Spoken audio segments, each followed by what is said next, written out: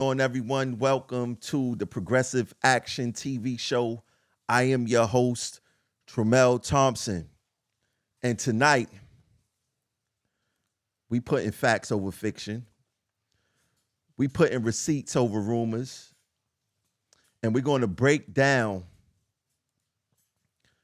the truth and get away from this whole entire propaganda spill that they trying to impose on the members. Because look, the propaganda is not going to help anyone. It's not going to help me. It's not going to help you, especially if you do not know the history, you didn't do the research, and you just believe in everything that you see on the internet. See, look, when I do my show, I don't really want you to believe what I say because I could just easily just talk the stuff. That's why I put receipts on the screen and I give you the 100% complete truth. Now, what's sad is that people underestimate the work that I put in. They underestimate the hours of studying, the hours of reading, the hours of talking and getting to know the history and making conclusions for myself based off of all the research that I've done. Right? And it's hilarious when people come on my platform to try to spin me.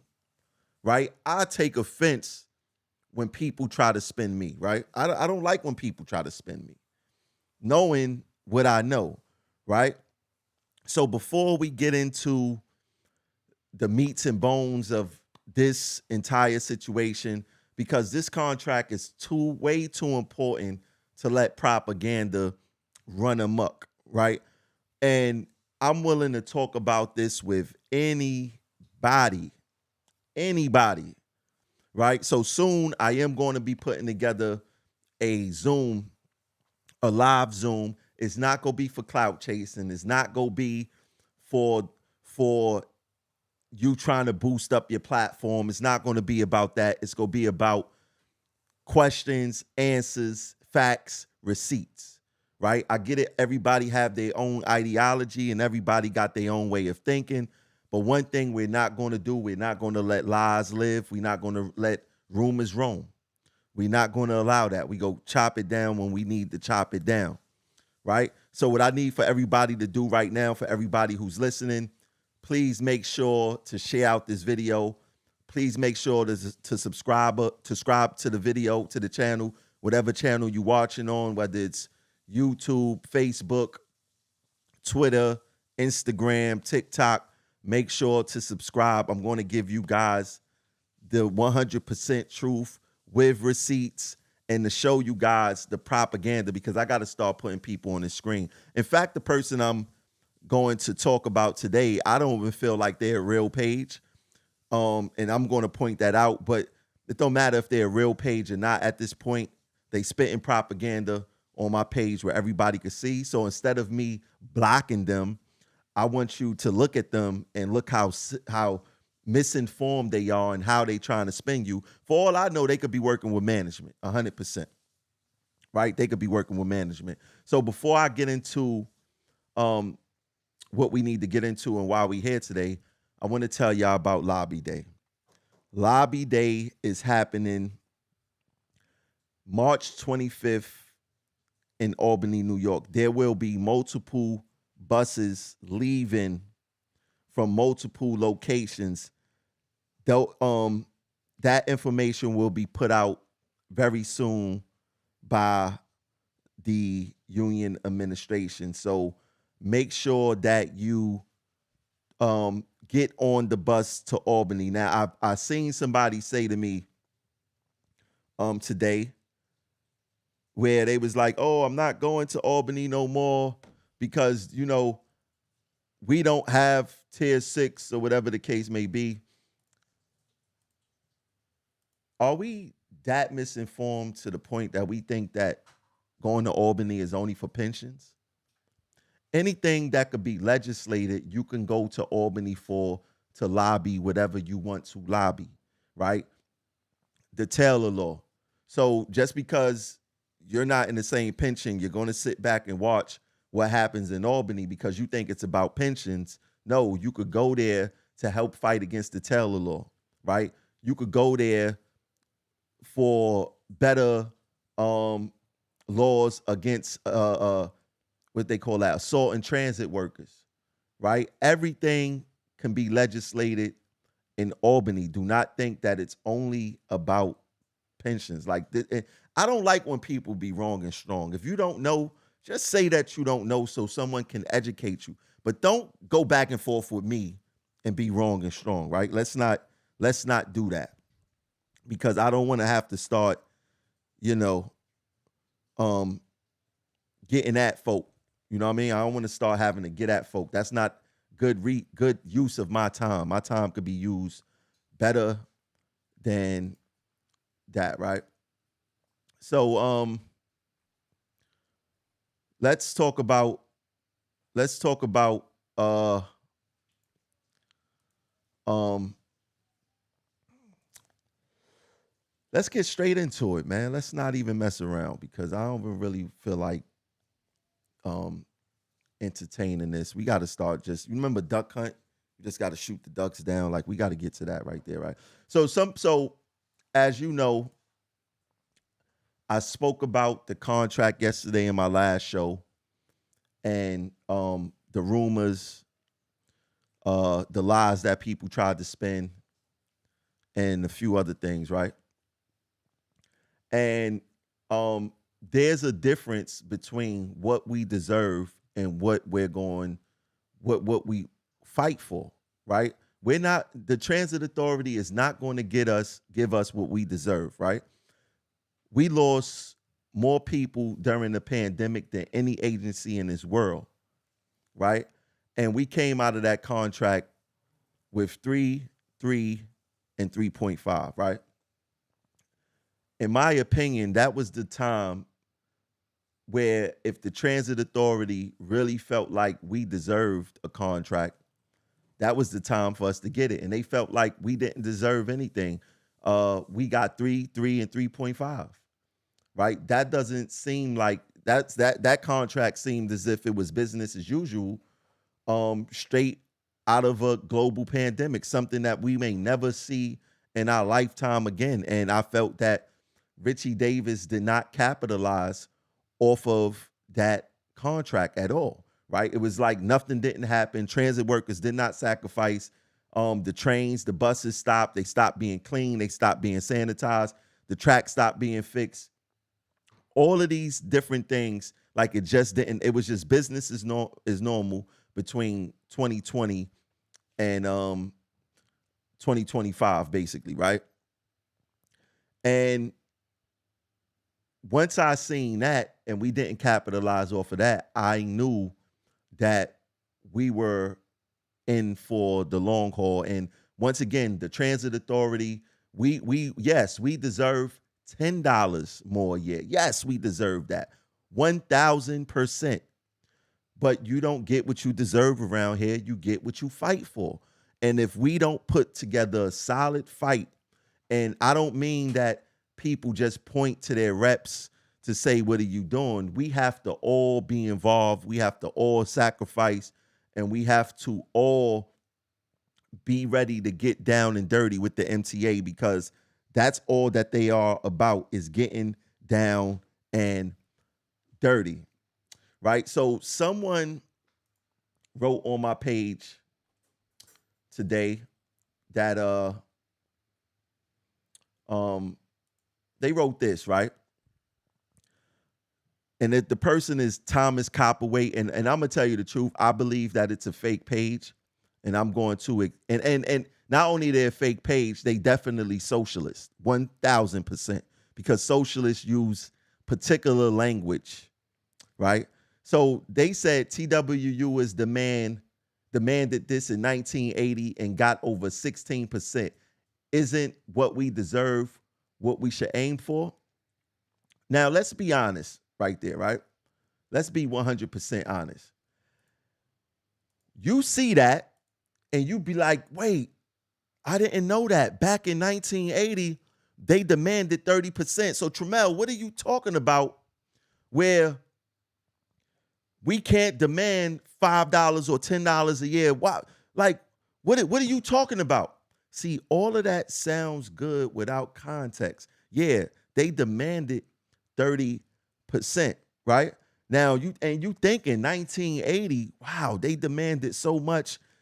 It was a bold move and all of that other stuff. But let me keep going with what they said, because I'm gonna break it down how that 30% and where that 30% came from, because people don't give context when it comes to things like this, right? So let me get this on the screen. Let me make sure that I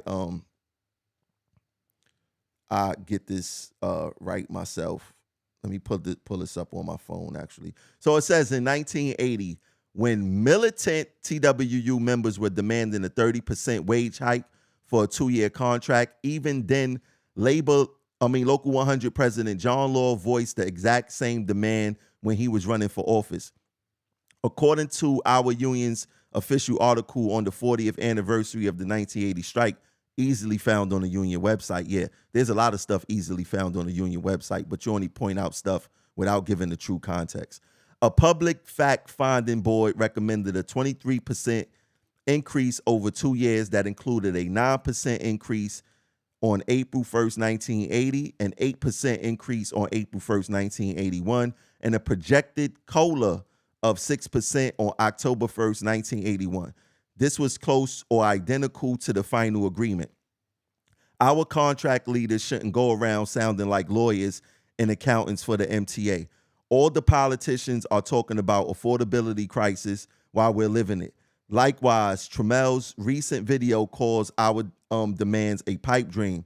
Well, they weren't a pipe dream in 1980. The facts speak for themselves. Power concedes nothing without a demand. Our leaders shouldn't act like bosses, wet towels, right? So they tried to throw a shot at me, but they forget who they talking to. They talking to the person who does the research, who knows the history, who's been studying this for a while. So for one, I believe the person who wrote this is definitely a socialist, because only these socialists like to use the word militant, and they don't have a militant bone in their body. They don't have most of them come from privileged backgrounds. They don't have a militant bone in their body, right? Now, they threw out the 30% wage increase. Now, for the people who don't know the history, wow, 30%. Tramel, you gotta be bugging. And here they tried to say that I was bugging, calling it a pipe dream, but they gave you that information without context, right? Now, I want to bring up the article that was on the union website that they were citing, because there's things in there that I want to talk about also, particularly everything that's in the yellow, right? It says it was too little too late. After debating options until 2 a.m., the board and law rejected the MTA's offer and the strike was on. For 11 days, that included Good Friday and Easter. TWU members manned the picket lines, vowing to stay out as long as it would take. Finally, a public fact-finding board recommended a 23% increase over 2 years that included a 9% increase on April 1st, 1980, an 8% increase on April 1st, 1981, and a projected COLA of 6% on October 1st, 1981. The executive board, however, remained deadlocked 22-22 on whether to accept the offer or continue the strike.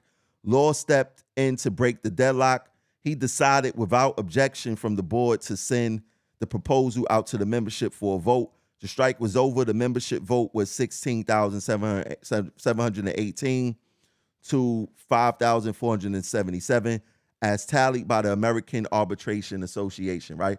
So let's talk context right now, right? So for one, matter of fact, let me put that on the screen. Let me get that on the screen.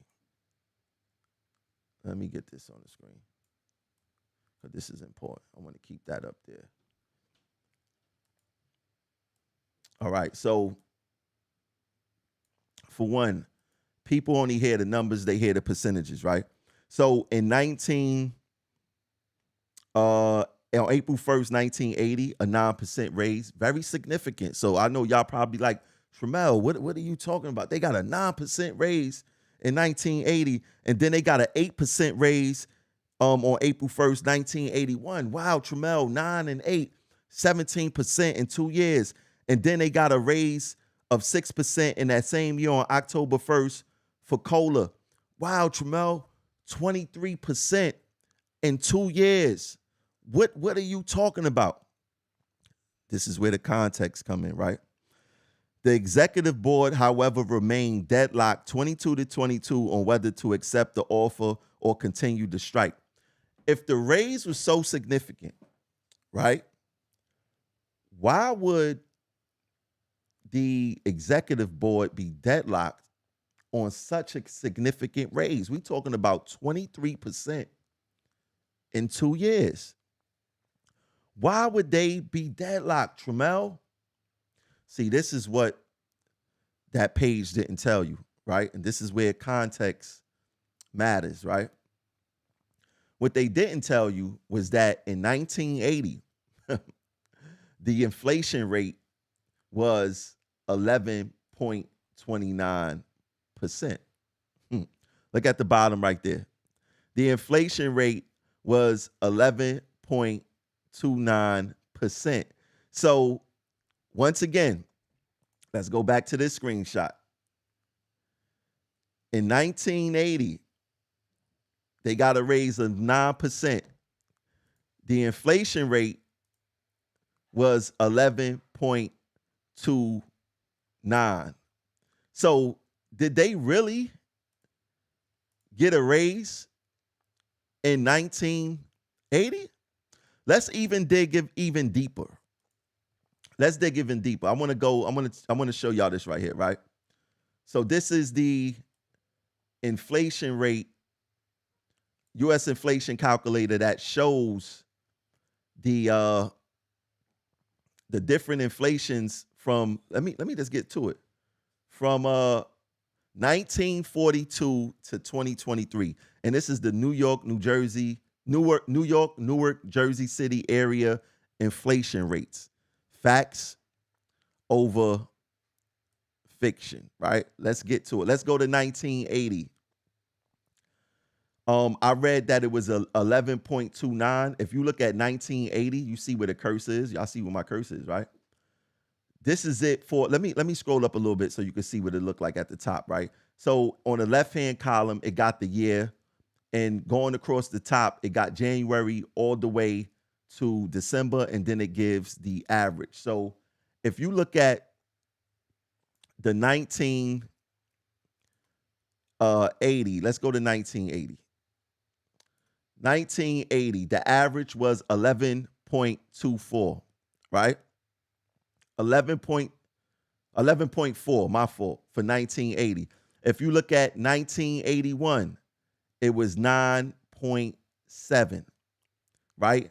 And if you look at 1982, 5.8, but we talking about 1980 to 1981, 11.4 and 9.7 was the average inflation rates for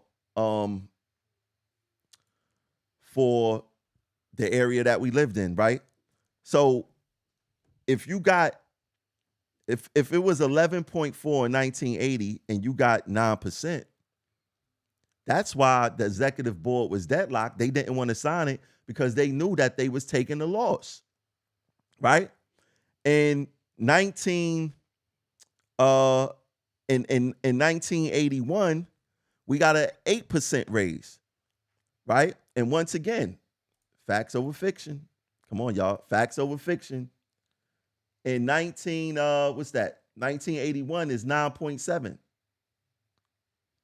Right? 9.7. You see it right there. 9.7 in 1981. And once again, we got an 8% raise. We were behind the 8 ball again. So that's why in 1980, they put up this. I mean, this is too easy to rebut. We demand 30%. Of course, they demanded 30% because the cost of inflation was so high. And guess what?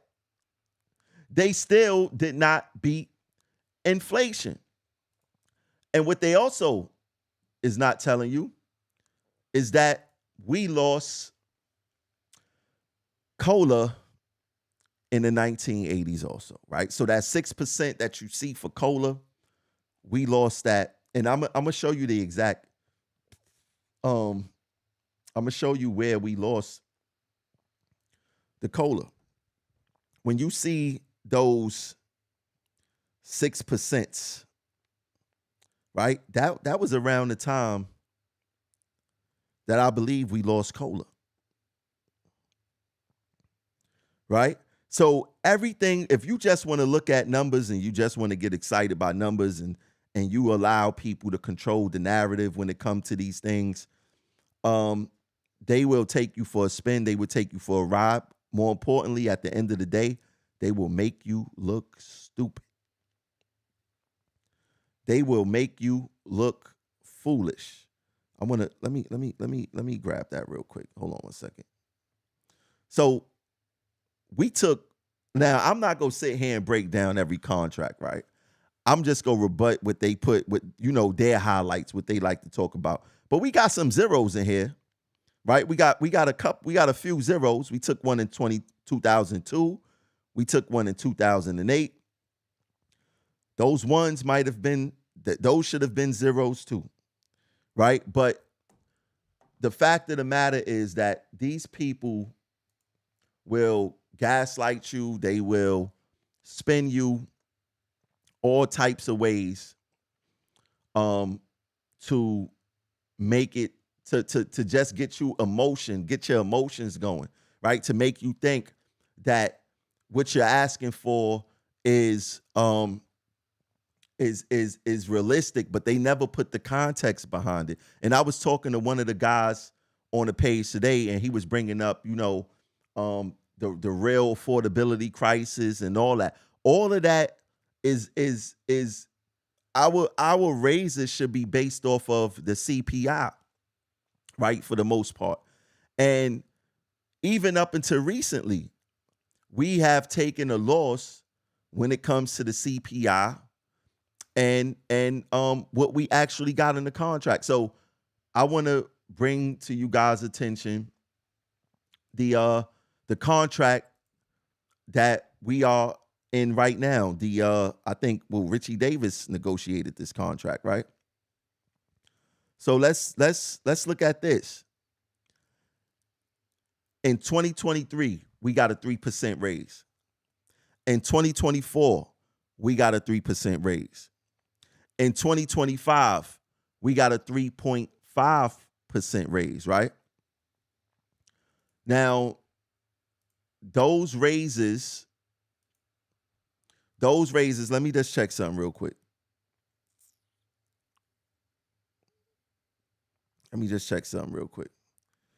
I believe those raises, let me see.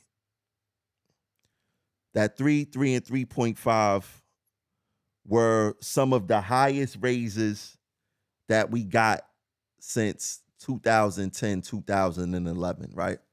Some of the highest raises. But was it enough? Let's discuss that. So remember, in 2023, in our contract, we got 3%, right? The CPI for 2023 was 2.9%. So we did a 0.1% better than the actual CPI for the year, right? In 2024, we got 3%. In 2024, the CPI was 4.3. So that's a negative. So we got a point. That's a negative 1 point, 4 or something like that. Let me see, 1.2 around there somewhere, right? We didn't catch up. We lost in 2024 because we only got 3%. In 2025, we got 3.5%. And the CPI was 3.4%, right? So within the span of the Richie Davis contract, our latest contract, we took a L. We took a L, right? We took an L, right? But the fact of the matter is this, right? Stop. We don't got time to be gaslighting people. We don't got time to focus on rumors. This should only be about the facts here, people. So yes, you see that 30% go up from this fake socialist page, right? You see that 30% go up from that fake socialist page, and they don't give you the true context of what happened there, where the inflation was through the roof in 1980, in 1981. And even though they got significant raises,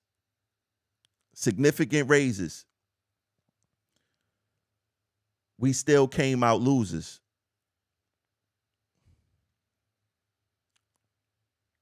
Still came out losers, right? And not only that, during that strike, the strike was for 11 days, right? Which means that workers got fined for 22 days. Because for each day that you out, you get fined 2 days. Not only that, the union got fined 7 figures, right? And that was significant back then, right? And people just not going to tell you the whole truth. They're not going to tell you the whole complete truth. And that's why we got progressive action, to tell you the truth, to fight back against a lot of this propaganda, a lot of these lies, and these fake pages, these wannabe abolitionists. Like, we cannot have that. We cannot have that. This contract fight, the last contract fight, should have been very serious, especially with us coming out of COVID. But this one is more important because we got a lot of detractors. We got a lot of people with opinions that they don't know what they talking about. And then the next show that I'm going to do soon is I'm gonna show y'all the LM2s, right? And what can happen, because everybody think that we have to. The reason I got this lobby day on the page is because we have to make a concerted effort to get rid of the Taylor law. We have to make a concerted effort to get rid of the Taylor law. And you want to know what? Let me put this on the screen also, because I think that this is important and it's significant. Who is this right here? I think that this is important and this is significant. Let me put this person up there too. Because we must get rid of the Taylor law. We got to even the playing field and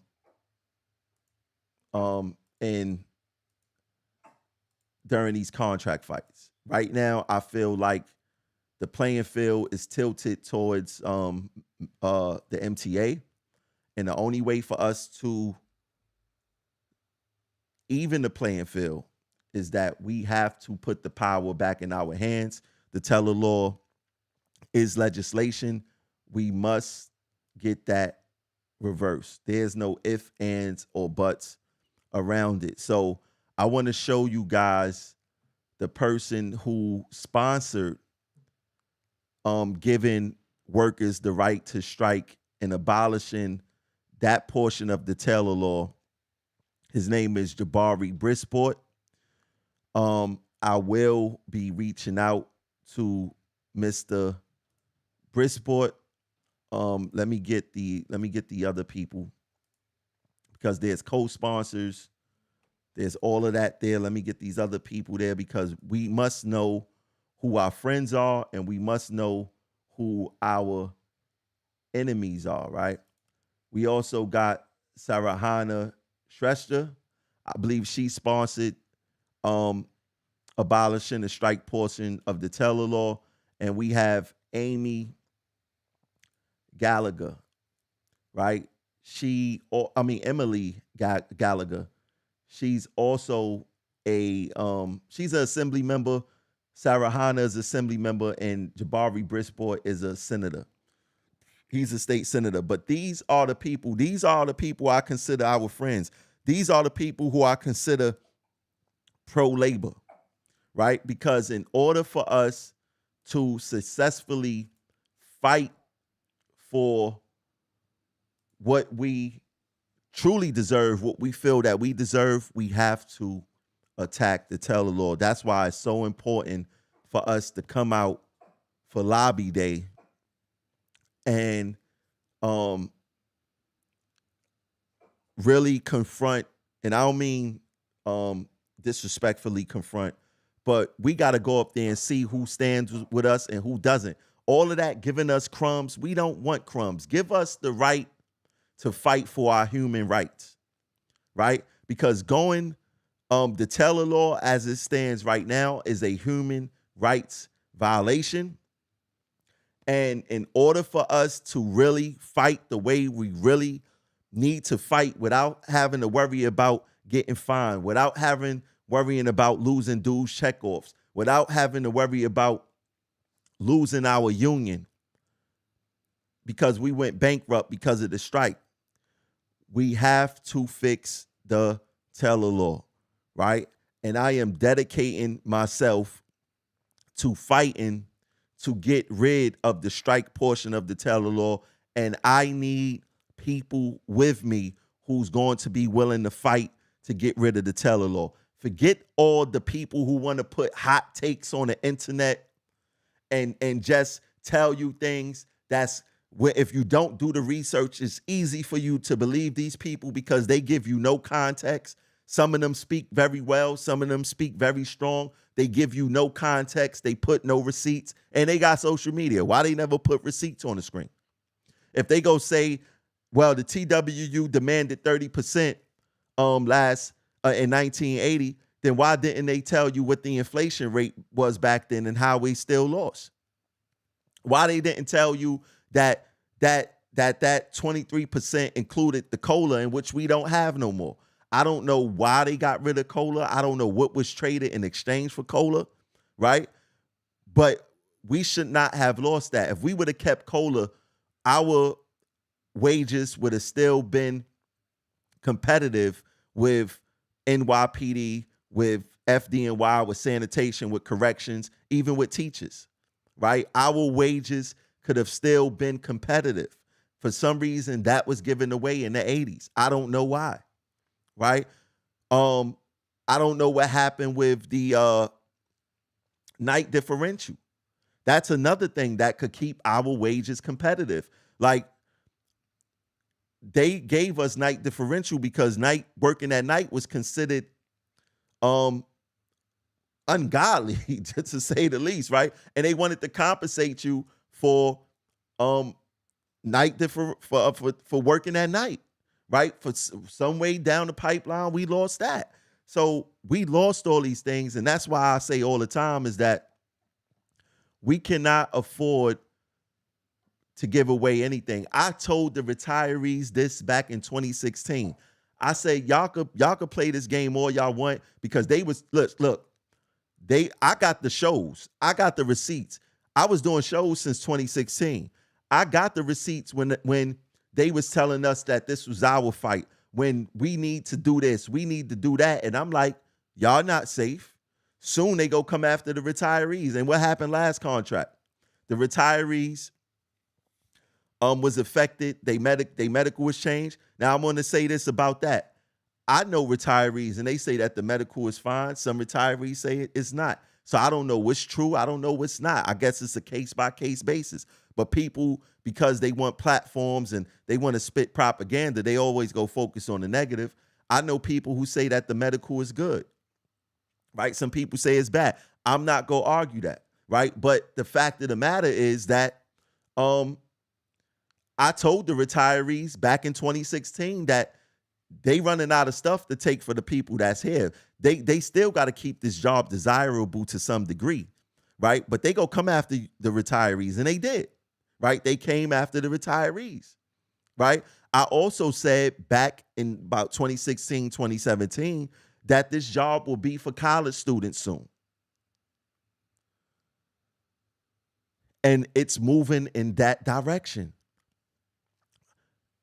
But we have the ability to change the direction if we come together and put up a successful fight on multiple fronts. We got to fight the TA head on, right? We have to start working by the rules, right? Because what's crazy to me is this, right?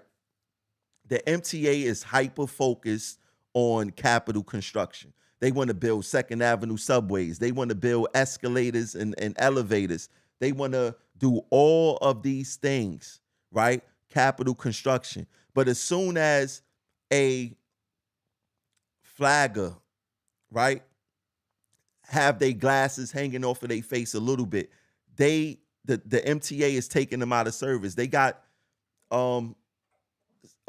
people doing safety audits from the federal government down there. That's what they say, right?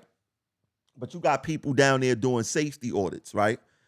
And so many flaggers work unsafe and hazards every single day. Now let's think about this, right? Because I believe that there should be some type of hazard pay associated with a lot of the titles that work on the tracks, right? But think about it. Hazard pay. If we are ignoring the hazards, then how can we substantiate the pay that goes along with the hazards? I did a whole entire video about hypodermic needles being on the roadbed, and flaggers send me video of when they finish their work of hypodermic needles. They just work with hypodermic needles. Why are you working with hypodermic needles on the roadbed? If you slip and fall and you get stabbed by a hypodermic needle, the MTA is going to say, tough luck, probably deny your comp. You're going to be worried about your life because you see the people that's on the platform that's using these needles. They don't look healthy at all, right? But the fact of the matter is this. In order to substantiate hazard pay, we got to start showing them that we got to stop ignoring the hazards. It's as simple as that. Yes, we all know that workers work in those hazards 1,000%. But if we don't start documenting these hazards to say we had 1,000 safety rule dispute resolution forms filed with recognizable hazards that workers are working under every single day, and we got to rectify that, right? We have documented hazards, right? We must start documenting every single hazard. You cannot say, once again, you do not get what you deserve down here. Yes, it should go without saying in a perfect world, and if you was dealing with a bunch of MTA that actually cared about their workforce, yes, everyone deserve a hazard, right? From the steel dust that you breathe in, from working around live third rails, from walking on ballots, from the rat feces, from the human feces, from the human urine, the blood, everything that's all hazards. In a perfect world, when you're dealing with an employer who cares about you, yes, they should automatically say, hey, our employees work for this in these hazards. Let's just give them their hazard pay. But it don't work like that. Once again, you don't get what you deserve around here. You get what you fight for. And filling out a safety rule dispute resolution form is fighting, believe it or not. Yes, that document is fighting. Not going on a roadbed where there's 1,000 needles, hypodermic needles, and requesting a safety rule dispute resolution form. Yes, that is fighting. 1,000%. And we must start fighting on every type of hazard. If you want hazard pay, then start fighting for hazard pay through the proper channels. Stop ignoring these MTA hazards. They're not making anything better for us here. They're not making anything better for us as a workforce. And if they're not making anything better for us, we have to start making it better for ourselves.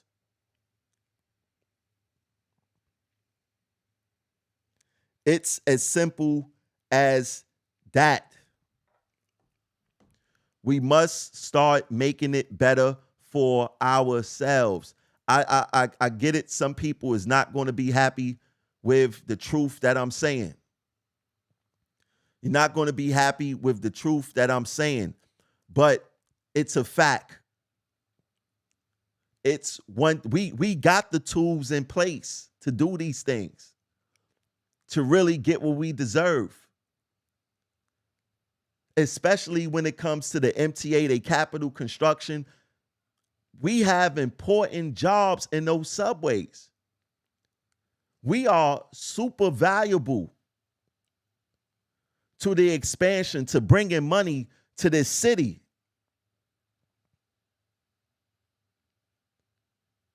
All of that 2nd Avenue subway expansion, all these ADA compliance with these elevators,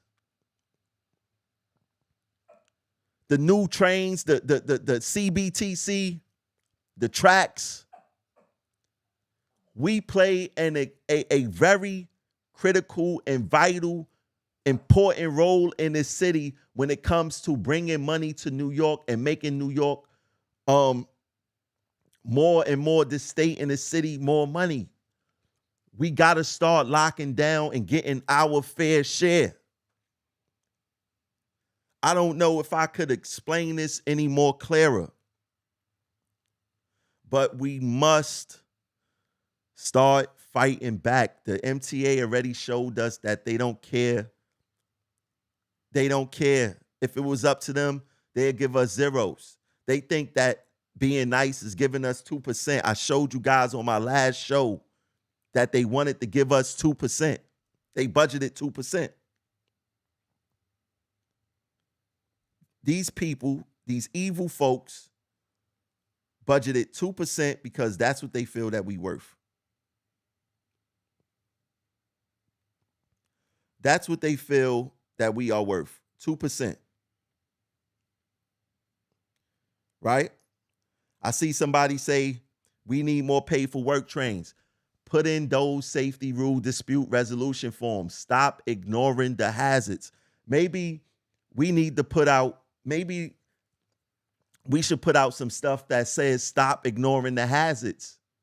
Stop ignoring the hazards. Stop ignoring the hazards. Stop ignoring the hazards. Like, that got to be in y'all head. Chant that with me. Stop ignoring the hazards. Stop ignoring the hazards. Stop ignoring the hazards. Like, that should be our rallying cry. Stop ignoring the hazards.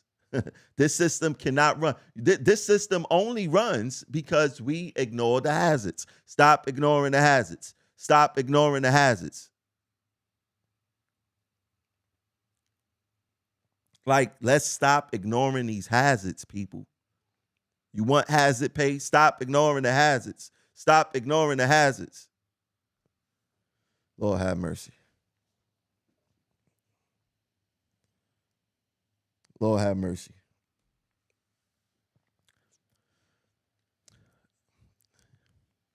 We could turn this around, people. Y'all don't know. We could turn this around. We got social media on our side. We got some fearless people that's willing to step up. Right? We could be in a great position, barring the circumstances, even with the Taylor law in place. We could really, really turn this around. we can really turn this around. Stop ignoring the hazards. Stop ignoring the hazards. Oh man, y'all ready? And listen, lobby day. Once again, lobby day. We got to get out there, people. We got to get out there, people. Get on that bus. Get on that bus. Right? Wednesday, March 25th, Albany, New York. Find a bus to get on. There's going to be a bus leaving from, I believe, every borough, sometimes multiple buses on the borough. Every department will have their own bus, right? I know RTO is spread throughout the city. We're going to need bus captains for RTO. One person already came to me. We're going to need a few bus captains. So we need bus captains for the RTO department. We got to start organizing and mobilizing from now. I am going to set up some meetings with some legislators in Albany where I will be taking people to meet with the legislators so you could speak with them, so you could talk to them yourself. I got to find out which ones are going to be in Albany on that day. But we are going up there. We must make a splash in Albany. We got to remember the top boss that has a lot of say in our contract is Kathy Hochul, and Albany is her home, right? Albany is her home. We must have a showing out like we've never had before. We cannot have excuses. It's March 25th. It's more than enough time to put in that day and get on that bus. Please, let's get out there and let's start fighting. And I am going to do a Zoom, like I said in the beginning of the show. I don't know exactly when I'm going to do it, but it's probably going to be on a weekend. It could be on a weekday. I'm just not 100% sure. It's definitely going to be like in the evening time. But we're going to do a Zoom, and I want to hear what you guys got to say about this contract fight. I want to make sure that everyone get involved, everybody get the information. This is going to be the most transparent contract ever. The most transparent contract ever. The only thing I need for you guys to do is to share out these videos. Like these videos so they could travel far. Subscribe to all of these pages. If you're watching on Twitter and you're not a follower, follow. If you're watching on Instagram and you're not a follower, follow. If you're watching on YouTube and you're not a subscriber, subscribe. Same thing for Facebook. Subscribe, follow, whatever the mechanism is over there. TikTok, follow. Spread these videos out, man. Like, we cannot let the propaganda fool us or rule us. We can't do that. And you elected officers for a reason. This is the time to put in the work as a team. Everybody got a job to do. Just know that us as officers, we have your back 1,000%, especially when you stop ignoring the hazards, right? We got your back 1,000%, right? So, once again, we do not get what we deserve around here. We get what we fight for. I'll catch you guys